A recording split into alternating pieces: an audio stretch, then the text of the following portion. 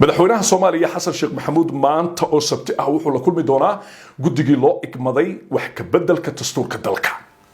dadku markay maqlaan wax ka beddelka dastuurka dalka waxay isweydiinayaan maxaa wax laga bedelayaa. waxaa laga bedeli doonaa in ra'iisul wasaaraha dalka beesha laga saaro, madaxweyne ku xigeen la keeno, muddo kororsi ay helaan madaxda maamul goboleedyada dalka iyo waliba dawladda dhexe, kadibna dalka loo jiheeyo nidaam qof iyo cod. waxaa wada qaatay go'aanadaasi 4 madaxweyne maamul goboleed iyo madaxweynaha dawladda dhexe. haddaba waxaa ka hor yimid baarlamaanka federaalka Soomaaliya oo waxaa diiday saamileydii siyaasadda dalka. laakiin madaxweyne Xasan Sheekh Maxamuud waxyaabahaasi waxba uma arko, waxna kama soo qaadayo. sidee wax u doonayaa marka? barnaamijka waxaan kugu soo gudbin doonaa kulanka maanta oo aad muhiim ugu ah bulshada Soomaaliyeed in tooshka loogu iftiimiyo wax badanna ay ka ogaadaan. barnaamijka ayaan kugu soo gudbin doonaa oo waa qodobkayga koowaad hadduu alla idmo. qodobka labaad ee barnaamijka waxaa miiska ii saaran madaxweynihii hore ee Soomaaliya Sheekh Shariif Sheekh Axmed ayaa Muqdisho tagay. in ka yar 24 saac isagoo jooga ayuu loolan siyaasadeed oo adag uu halkaa ka bilaabay. wuxuu la kulmayaa labada aqal ee baarlamaanka federaalka Soomaaliya. ujeedada Shariif Sheekh Axmed maxay tahay? muxuu qorsheynayaa? waxaan kugu soo gudbin doonaa barnaamijka qorshaha madaxweynihii hore ee Soomaaliya Shariif Sheekh Axmed iyo tegitaankiisa Muqdisho. barnaamijka ayaadna ku daawan doontaan hadduu alla idmo. madal siyaasadeed oo fadhigeedu yahay magaalada Nairobi ayaa ka hor yimid shirkii golaha wada tashiga qaranka, diiday muddo kororsiga ay doonayaan madaxda maamul goboleedyada qaarkood iyo waliba madaxweynaha dawladda dhexe. madashaasi markii ay warqad soo saareen waxay qaateen go'aan ah in ay Muqdisho tagaan, culaysna ay saaraan dawladda dhexe oo hogaaminayo madaxweyne Xasan Sheekh Maxamuud. wafdi bay Muqdisho u direen, wafdi labaadna Muqdisho ayay u diri doonaan maalmaha foodan ugu soo haya. waxaan banaanka keeni doonaa barnaamijka aan kugu soo gudbin doonaa hadduu alla idmo madashaasi iyo ujeedka siyaasadeed ay leedahay. barnaamijka ayaadna ku daawan doontaan qodobada iyo qodobo kale oo idiin qarinayo ayaad kula socon doontaan barnaamijka maanta hadduu alla idmo. intuu barnaamijku socdo waqti wacan ayaan idiin rajeynayaa dhammaantiin soo dhawaada. barnaamijyadeedu waxaad ka daawan kartaa Facebook page-ka Cabdullaahi Balwaan. inta aanan qodobada barnaamijka u guda gelin, daawadayaasheeda qaar kamida ayaa iga codsaday inaan u fasiro kelmad aan adeegsado oo ah fadlan shaqadeyda ha igu hiifin. waa soo koobaya. dadka idaawada waa dad marka aad wax saxayso ku haysta in aad dawladda ka soo horjeedo mucaarad tahay. dadka idaawada qaarkood ma kala saari karaan siyaasiga iyo wariyaha. qofka wariyaha markii warbixinta akhrinayo waxay u leeyihiin wariyahan dawladda ayuu mucaarad ku yahay, ma oga shaqada wariyaha inay tahay soo gudbinta dhacdooyinka jira. tusaale qaladaadka dawladda dhexaad ka hadasho waxay ku leeyihiin wariyahan Xasan Sheekh buu mucaarad ku yahay. shacabka qaarkood marka uma kala saarna. markaan ku leeyahay marka shaqadeyda ha igu hiifin micnaheedu waxa weeye anigu akhriye ayaan ahay, warqadaas horteyda taala ayaan ku akhrinayaa. ma ihi ficil sameeye, ma ihi xildhibaan, ma ihi wasiir, ma ihi madaxweyne maamul goboleed, laakiin wixii jira oo halkaa ka socda ayaan bulshada usoo gudbiyaa. kelmadaasna sidaas ayaan u adeegsadaa. waxaan u malaynayaa shacabka inta su'aalaad ka qabtay inay sidaa ku qanceen. aan qodobada barnaamijka u guda galo. maanta barnaamijku waa xasaasi. madaxweyne Xasan Sheekh Maxamuud waxa uu doonayaa maanta inuu kulan la qaato guddigii loo igmaday wax ka beddelka dastuurka dalka. waxaan soo gudbin doonaa xog faahfaahsan oo ku salaysan guddigaasi iyo waliba kulanka madaxweynuhu la qaadanayo, ujeedka madaxweynuhu maanta isugu yeeray. barnaamijka ayaan kugu soo gudbin doonaa, waana qodob muhiim ah, gadaal baan u dhiganayaa. inta aanan marka qodobkaasi u guda galin waxaan dul istaagi doonaa madaxweynihii hore ee Soomaaliya Sheekh Shariif Sheekh Axmed ayaa Muqdisho tagay isagoo aan joogin 24 saacadood buu loolan siyaasadeed halkaa ka bilaabay. kulamo ayuu la qaadanayaa labada aqal ee baarlamaanka federaalka Soomaaliya. ujeedada Shariif Sheekh Axmed u tagay Muqdisho maxay tahay?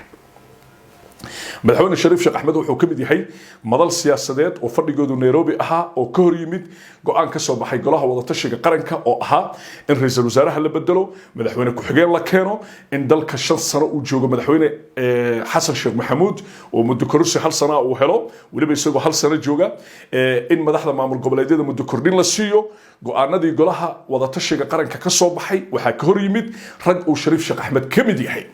haddaba markii ay arkeen in baarlamaanka federaalka Soomaaliya madashaasi ay ka hor yimideen go'aankii golaha wada tashiga qaranka, waxay qaateen madashii Nairobi fadhigeedu uu ahaa in Muqdisho ay wafuud u diraan si loolan iyo culays looga saaro dawladda madaxweyne Xasan Sheekh Maxamuud gudaha magaalada Muqdisho, isla markaana aan loo fulin go'aanadaasi qar iska tuurka ah.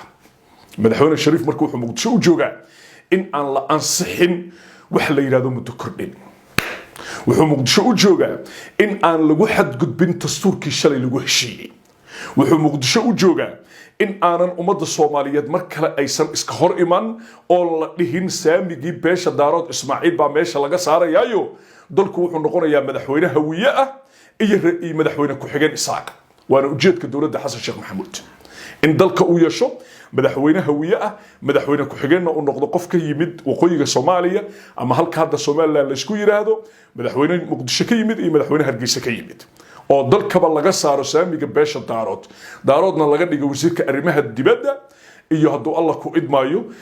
gudoomiyaha aqalka sare ee baarlamaanka federaalka Soomaaliya meeshani saamigii ahaa inay madaxweyne u tartamaanna meesha laga saaro laakiin hadda lagu bilaabo sheeko yar oo iska raqiisa taasoo la doonayo in dalka loo jiheeyo madaxweyne iyo madaxweyne ku xigeen hadalka markaan si kale u yiraahdo ujeedka labaad ee dowladda damajadiid ay wadato wax kale ma aha in awoodda madaxweynaha aan lagu loolamin waadna ogtihiin madaxweynaha iyo ra'iisul wasaaraha waa isku awood waxay dowladdan doonaysaa dhammaan qodobada ka soo baxa madaxweynaha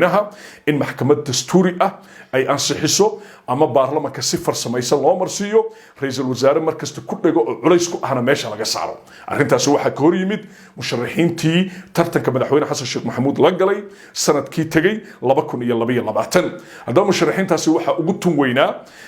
madaxweyne Shariif Sheekh Axmed waxaana lagu yiri war adigu Muqdisho tag adiga maanta culays saari kara madaxweyne Xasan Sheekh Maxamuud adiga tusi kara Muqdisho inaynan ahayn wax la fuli karo ama laga fuli karo dana gaara waxaad Muqdisho u tagtaa inaad dastuurkiina ilaaliso nidaamkii shalay lagu heshiiyana lagu wada socdo hadaba ma ku saxan yahay madaxweyne Shariif Sheekh Axmed inuu ka hortago qodobadii ka soo baxay golihii wada tashiga qaranka jawaabtu way kooban tahay waa haa maxaa yeelay shalay farmaajo loo diiday muddo kordhin 2021 sidee baa Xasan Sheekh loogu ogolaanaya 2023 muddo kordhin midda labaad hadii uu madaxweyne Xasan Sheekh Maxamuud muddo kursigiisa halka sano ay u hirgasho isagoo hal sano joogay kursiga madaxweynenimo waxa meeshaasi ka cad inuu madaxweynuhu joogi doono in ka badan muddo xileedkii loogu talagalay ama dastuurka uu qabay waxaana meesha ka bixi doona nidaamkii wada ogolka ahaa oo Soomaali ay isugu timid taasoo la doonayo in mar kale la difaaco Shariif waa ku saxan yahay hawsha uu magaalada Muqdisho u ka wado madashii Nairobi fadhigeedu ahaa oo markii hore Shariif soo dirtay maanta waxay soo diri doontaa ra'iisul wasaarihii hore ee Soomaaliya musharax madaxweyne waqtigii 2022 Xasan Cali Khayre ku soo wajahan maalmaha foodan ugu soo haya magaalada Muqdisho wuxuu xoojin doonaa Shariif Sheekh Axmed wuxuuna Muqdisho qayb uga noqon doonaa dowladda siyaasadeed ee lagu ciriirinayo dowladda madaxweyne Xasan Sheekh Maxamuud si aynan ugu suurto galin damaca muddo kororsiga iyo wax ka bedelka dastuurka ay doonayso hadaba su'aasha isweydiinta mudan waxay tahay Shariif Sheekh Axmed iyo Xasan Cali Khayre madaxweyne Xasan Sheekh Maxamuud ma ku ciriiri karaan magaalada Muqdisho oo wax ka bedelka uu sameeyo ma kaga hortagi karaan jawaabtu way kooban tahay waa haa ما dhaqaaji karo wuxuuna raali ka ahayn Shariif Sheekh Axmed madaxweyne Xasan Sheekh Maxamuud kama furi karo magaalada Muqdisho ujeedku ma aha ujeedo kale madaxweyne Shariif waa nin miisaan ku leh gudaha baarlamaanka federaalka Soomaaliya hadaadan ogeyn hadan ku sheegaya gudoomiyaha golaha shacabka baarlamaanka Sheekh Aadan Madoobe waa Shariif Sheekh Axmed wuxuu ku leeyahay xildhibaanada ugu miisaanka culus waana saami muuqda oo banaanka yaala hadii uu ku soo biiro Xasan Cali Khayrena ogaada in ka badan 100 xildhibaan ayay banaanka geeyaan waana adag tahay in dawladdan ay fuliso dhammaan xildhibaanada Shariif Xasan Cali Khayre iyo ragga kale ay wataan hadii ay gacan bira ku qabtaan madaxweyne Xasan Sheekh Maxamuud uma suurtagelayso go'aanada qar iska tuurka ah uu doonayo hadda inuu dalka ku jiheeyo waqti aynan Soomaalidu ka filaynin waxaynu eegi doonaa waxay ku soo kordhiyaan magaalada Muqdisho Shariif Sheekh Axmed iyo Xasan Cali Khayre dhinaca kale waxaanu isla eegaynaa dastuurkii baa la bedelaya ujeedka laga leeyahay maxay tahay qorshahan Ismaaciil Cumar Geelle Xasan Sheekh Maxamuud iyo Muuse Biixi baa wada wata waxaa la rabaa dalka in saamiga ay ku lahayd beesha daarood Ismaaciil meesha laga saaro aniga waxa ma qariyo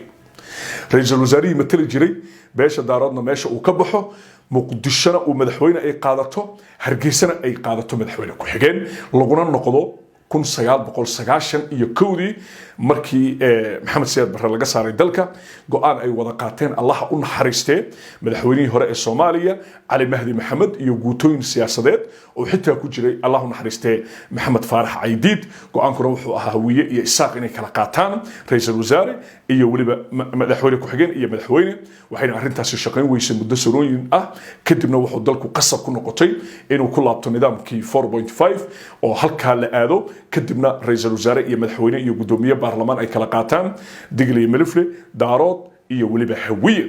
balse waxay tahay su'aashu ma la awooda in wax laga bedelo maanta ayuu xasan sheekh isku dayi doonaa wuxuuna muqdisho kula kulmi doonaa guddigii loo xil saaray arrimaha aan hadda ka sheekeeyay in ra'iisul wasaaraha meesha laga saaro in muddo kororsi la helo guddigaasi Xuseen Iidow ayaa matalaya wuxuu ka kooban yahay labada aqal ee baarlamaanka federaalka Soomaaliya waxay kala kulmaan iyaga iyo Xasan Sheekh Maxamuud iyo go'aan walba ay wada qaataan barnaamijka ayaan kugu soo gudbin doonaa waa barnaamijyada soo socda kulanka maanta uu dhici doonaa maanta sabti ah 17 Juun waxay sheekadu noqon doontaa marka wixii natiijo ah oo ka soo baxa kulankaasi madaxweynaha iyo guddiga dastuurka wax ka bedelaya barnaamijyada soo socda ayaan kugu soo gudbin doonaa gudoomiyihii golaha shacabka baarlamaanka federaalka Soomaaliya oo qaadanaya go'aanka madashii Nairobi fadhigeedu ahaa go'aanka mudane Shariif Sheekh Axmed wuxuu kala diray baarlamaanka federaalka Soomaaliya baarlamaanku fasaxu aaday fasaxaasi waa fasax dheer wuxuu socon doonaa ilaa iyo hadduu Allah idmo xajka marka laga soo noqdo ilaa inta fasaxu gali doonaa golaha shacabka baarlamaanka federaalka Soomaaliya ujeedada laga leeyahayna waa inuunan Xasan Sheekh Maxamuud sharcigiisa uunan marsan baarlamaanka federaalka Soomaaliya ciyaartu waa kulushahay muqdisho xaalkeedu caadi ma aha ciddii loolankaasi ku guuleysata ayaan ku